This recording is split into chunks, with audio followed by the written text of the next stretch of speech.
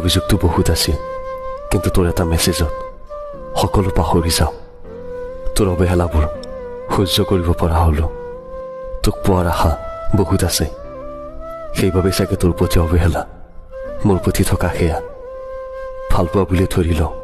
তই ব্যস্ত থাক বা নাথাক, মোৰ বাবে তোৰ সময় হওক বা নহওক, কিন্তু তোৰ এটা মেছেজে মোৰ দিনটো মন ভাল লগাব পৰা শক্তি আছে তোৰ ওচৰত।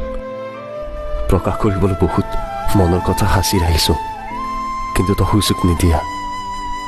তোক পোৱাৰ সুযোগ নাথাকিব পাৰে, তোক হেৰুৱাৰ যে ভয় নাই, সেইবাবে হয়তো তই কৰা অৱহেলাবোৰৰ পিছতো তোৰ পিছত লাগি থাকোঁ।